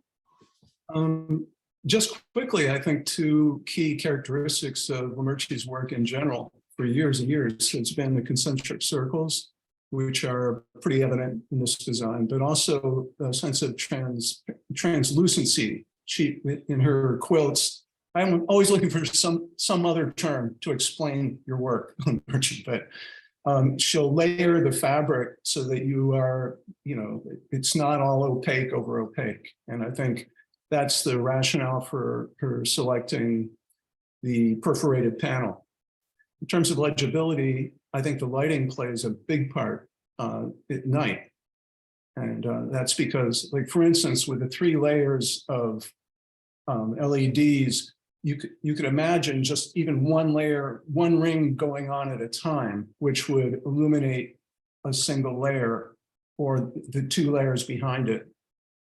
It's hard to describe in words, but there's a lot of options here and programmability. And I think, Lamerchi, one thing you've emphasized all along is how this piece can be generous, beautiful, and also very appropriate to have the gravity that really fits it being on a fire station. Yeah. And Thank you. I wanted to add one thing about the lighting, since you brought it up. I've worked with Lamb quite a lot in my own practice, and they're great, and they know everything inside and out. So I think you're in good hands with helping them. I just want to make sure that the artist's vision is still part of the lighting scheme and that doesn't become illuminated to whatever everybody wants. I think it really should. There may be some amount of change in it, but I think you should program that, and you should sort of think through what are the color schemes and what are the layers that happen, so it just doesn't become a free-for-all later for everything. I think it can get kind of sloppy when that happens, and I think your vision should still ring through in the lighting. I thank you for those supportive comments. I have worked in MIT Fab Labs on programming LED lights for about I did that work for at least 6 years in projects with community, and understand something about it, but I will rely on some of what Lamb as an experienced company will give to me in terms of guidance, because they know what they're doing, and I want to say that at no point in time would I allow it to be not something that would be the reflection of the vision. Definitely. So thank you so much for that, Mark. Great. Other comments, commissioners? I just wanted to jump in and recognize and thank Thomas Cherry and Dennis Devlin for attending today's meeting. And I wanted to welcome you up. No pressure at all if you want to share any testimony about this project. No, thank you. Well, thank you so much for being present. Lamerchi, you're doing great. Thank you, Dennis. Thank you for that support. I must say that Dennis has been with us from the beginning and has been really supportive, as all of the those who have participated from the fire station. They even happened to point out there was a very outdated piece of equipment that we had incorporated into the design, and that was changed with their comments. So they've been a part of this development, and we really appreciate their work with us and their generosity. So. And thank you. We feel the same. Oh, yes. Sorry. Cut that off. Give that the respect that it needs, give that weight. But I did want to mention and thank one of the architects that were part of redesigning the actual firehouse for sharing really amazing support for this project as well. Thank you. Thank you, Amber. Great. Let's open up to the public if there's anyone else at this meeting who would like to share their thoughts or ask a question before we get to the final vote.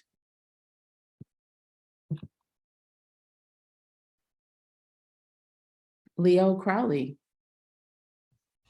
Hi, Leo Crowley from Now and There. I just wanted to thank Lamerchi for sharing this project with us today. It's really beautiful, and I'm very excited to see all the factors come together: the history, the sculpture, and the lighting and the layered approach. It looks like a really interesting fabrication process that will be going on, and I can't wait to go see the final products. Oh, well, thank you so much for that. Thank you. Wow. Okay. Tina. Yes, I just like to also mention that on the call we have Michaela Henry, and once we get our final approval, that will begin our process to which we can incorporate through a QR code and through whatever the recommendations are from MOAC to preserve this process of running a project that's pretty much done within 50-mile radius of Boston, from the documentarians to the artists to the fabricators to the laser cutters. It's really a hyper-local design and process of fabrication. So just wanted to acknowledge that component of this piece as well, of really trying to give the public a view into what making a large-scale piece like this can be and what it means to the community. That would be wonderful. Thank you for that, Kina. Anyone else want to share? Then I think we're ready to, oh, Michaela. I just wanted to say thanks, Kina, and also, well, Abi and I'm here representing both of us today, but we are not only on the project team, but we also are neighbors of this fire station. And so it is hyper local. And it's been a really rich element of this project and working with the Merchant team. Thank you so much. Aqua, should we go to a vote? I think we should. Would someone like to present a motion? Oh, before we do that, can I just encourage one more thing, which is just a little more refinement on the plaque. Work with the staff to get the fonts right and that sort of thing. So absolutely. Maybe I'll make the motion. I make a motion that we accept call and response rating safety as for final design into the Boston Art Commission. I'll second that. All right, well, team leadership here for our last move here. Last move. Archie, you're going to be I think the final time that we as chair and vice chair ever vote on something. So about that. So shall I read off the list, Aqua? Yes, Mark. You are first. So if you're in favor of the motion, please say yes. I'm in favor, yes. John? Yeah. Michael? Yes. Bob? Yes. Brian? Yes. Kim? She may be off the line now. And I'm a yes as well. So the motion passes. Okay. Thank you so much. We look forward to seeing this become real. Awesome work. Congratulations. This means so much. Thank you so much for this. I say on behalf of the team and myself. Well, thanks, Lamerchi, for all your work and for a great collaboration. Yes. Okay, so our last item of business tonight is to replace Aqua and me. We were sworn in together side by side, and we will leave our leadership positions side by side as well. So I'll turn this over to, well, first of all, I'll just say it's been an honor to work with you, Aqua, for all these years, and to work with everybody else, of course, but in particular with you so closely. So it's been a great experience for me.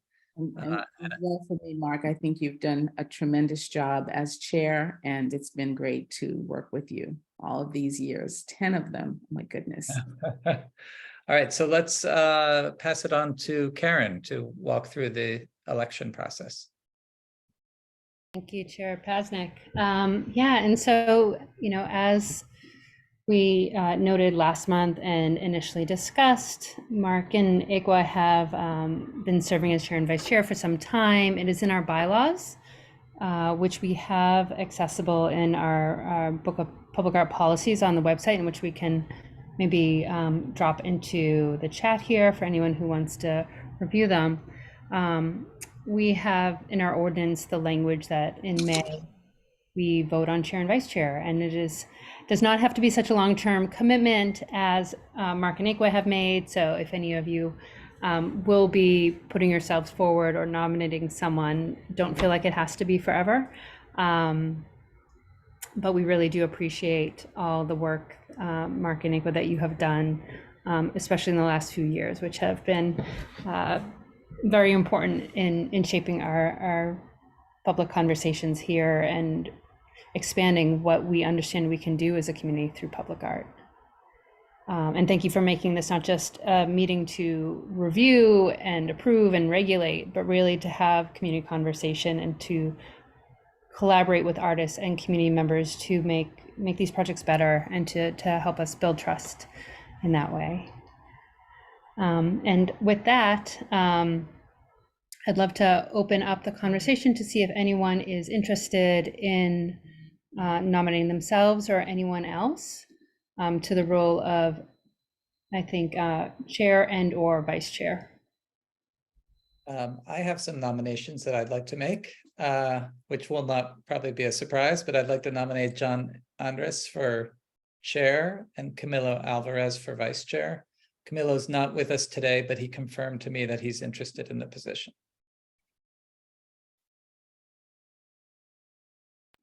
So what's the process after someone's nominated? I think we would vote, but I do think we should see if there's anybody else who would like to nominate themselves or nominate someone else. And yeah, and I'll just say the language on the slide is what's in our ordinance. So that is the guidance that we have there. So that you shall elect from amongst your members a chair and vice chair. And also that the city employees aren't eligible. So neither Cara nor Michael would be eligible for this position. I suppose we should confirm with John that he is willing. Yeah, I'd just like to say, I know Camilo's not here, but the nomination is quite an honor. I have very, very large shoes to fill, Mark.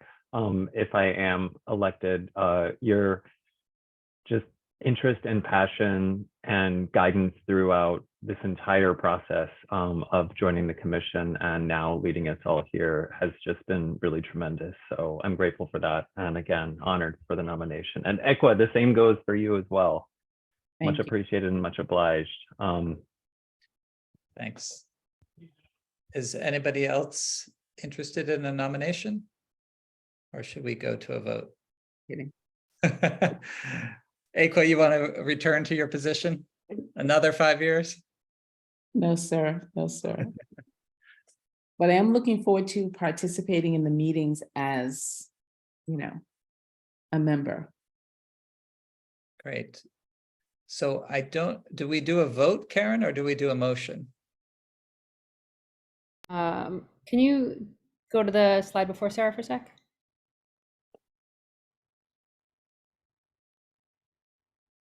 I guess determined by the commission as provided in the bylaws. Sounds like it's a vote. Yeah. So if no one else is interested, then. So I guess we could take one by one and say if you vote yay or nay for the chair position, starting with John Andres. So as I call off your name, if you're in favor of John being our next chair, please say yes. If you're not in favor, say no. Ekwa? Yes. John? You're gonna, I guess you won't vote for yourself. Michael? Yes. Cara previously told me that she votes in favor of both positions. Bob? Yes. Brian? Yes.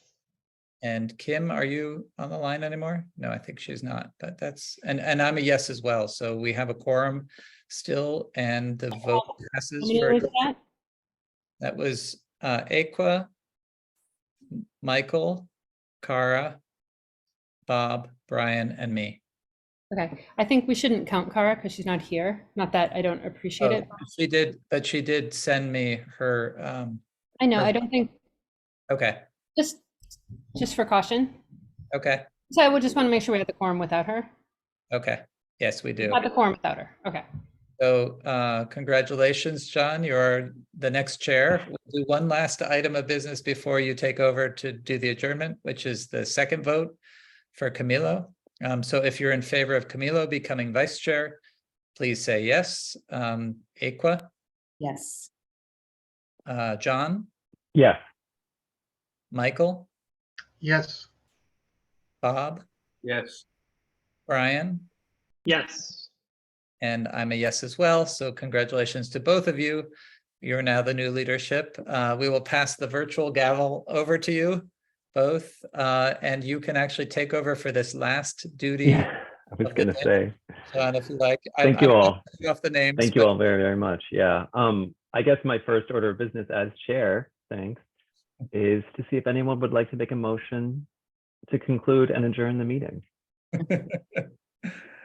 Maybe nobody will. Let's just go on and on. I make the motion that we adjourn our meeting. Thanks, Bob. Second? Second that, so it won't drag on. Thanks, Ekwa. Now I'll do roll call.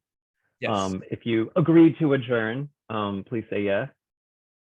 Mark? Yes. Ekwa? Yes. Bob?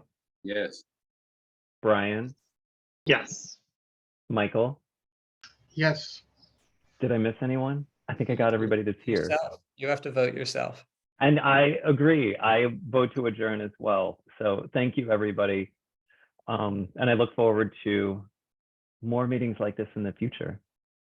Have a great rest of your evening. Congratulations. And a lovely June. Congrats, John. Congratulations. Thanks all. And just to add that the Ekwa and Mark have been just wonderful with their leadership. You've given us direction every time, and we so much appreciate it. Thanks, Bob. It's been a pleasure. And we'll still be around for at least another couple meetings, probably. Good.